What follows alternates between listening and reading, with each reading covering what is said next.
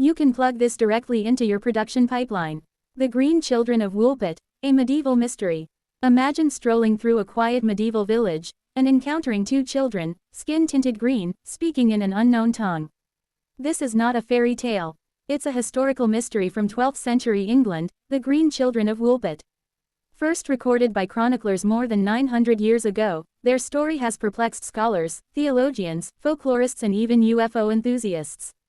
In today's video, we'll journey through the fateful day they appeared, the mysterious land of origin they claimed, theories from science, folklore, psychology, and extraterrestrial speculation, and what modern research reveals.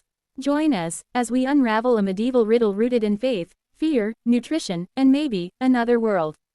Setting the stage. First, let's time travel to Woolpit, a small hamlet in Suffolk, England, around the year 1150. A peaceful farming community under Norman rule, reliant on agriculture, guided by the local parish church. Their world was steeped in Christian faith, but rural folklore, of sprites, spirits, otherworldly beings, also wove through their lives. Life was tough, harvests uncertain, plague could strike, and education was rare. Word of mouth and oral tradition shaped beliefs. Into this world came the unexpected. Two children, lost, frightened, and unlike anyone the villagers had seen, emerged near a wolf pit, giving the village its name. What makes their tale unforgettable? They had green skin, spoke no English, and claimed to hail from a place called St. Martin's Land. Our earliest detailed account comes from Ralph of Coggeshall, circa 1220, followed by the more famous version in William of Newburgh's Historia Rerum Anglicarum, c. 1198-1199. We'll blend both accounts to paint a vivid picture. Seedling the discovery. A strange encounter. One day, villagers found them near a deep pit, perhaps used for wolf traps. The boy wouldn't speak. The girl answered questions in an unintelligible dialect, pointing at the earth around them. They cried incessantly. Green skin and odd clothing. The children's skin was a deep green hue. Some scholars liken it to a verdigris shade, rather than a light tint. Their clothes were coarse, ill-fitting, crafted from strange, unfamiliar cloth. They carried no food or possessions, and when offered local fare, they refused it. Unfamiliar language and hunger. Speech finally came from the girl, fragments of words describing home, St. Martin's Land, dark sun, cattle with purple horns. She sounded calm but withdrawn. After 3 days, sheer hunger compelled them to eat local food, beans, upon which, remarkably, their skin lost much of its green tone.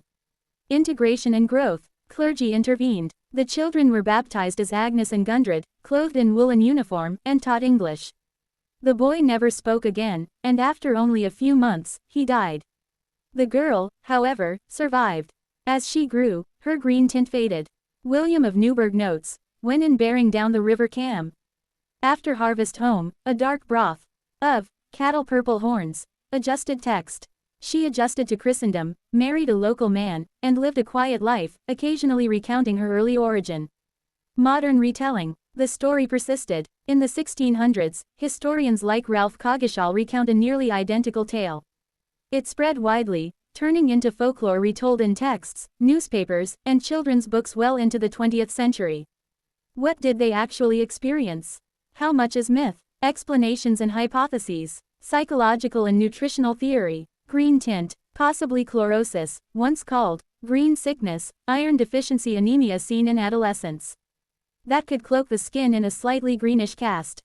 Their withdrawal, silence, language barrier, and childlike behavior might point to malnutrition or stress. Exposure to toxins. Rare mushrooms. We simply don't know. A lost language or dialect. Their language. Some suggest Flemish or Frankish. The children might have been Flemish settlers or refugees displaced by civil wars. Their unknown words for colors, animals, and life might reflect this. Imagine a community uprooted, traumatized, stranded in rural England. Umbral Kingdom, fairyland. Legend passed down that children came from St. Martin's Land, a subterranean realm where everything was dim-lit, and the sun never rose fully. This aligns with mythic fairyland beliefs across Europe. But is it metaphor, spiritual allegory, or early fantasy storytelling? Extraterrestrial hypothesis. Even today, UFO theorists claim this is a contact event, two humanoids from another world, marooned in medieval England. It's sensational, and while there's no physical proof, this version captures the imagination. green-skinned children, unknown language, mysterious origin. It echoes modern alien abduction tropes. Modern research and scientific insight. Recent scholars, like John Clark 1975, Vincent Ellis 2013, and L.C. Johns 2012, have re-examined medieval records using textual criticism and context. Clark emphasizes historical plausibility. Flemish migrants put ashore by accident, speaking near unintelligible dialect, maladjusted, malnourished children who wandered off.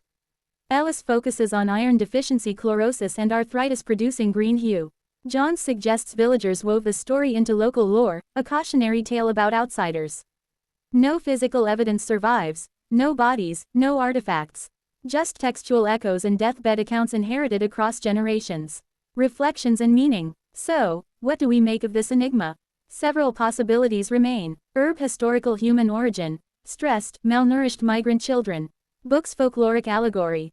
Story to teach lessons about faith, fear, charity. Top hat psychological projection. Villagers framing unknown as supernatural.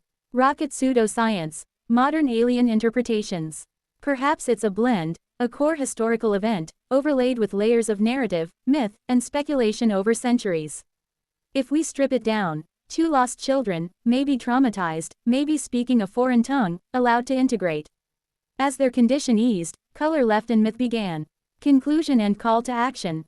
The Green Children of Woolpit challenge us on how humans interpret the unknown. Is it science, folklore, magic, or magic realism?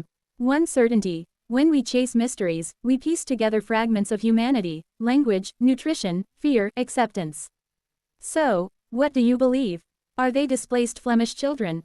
Castaways from a mythic underworld? Or cosmic castaways on medieval shores? Write your theory in the comments. Thumbs up if you found this story fascinating, hit like.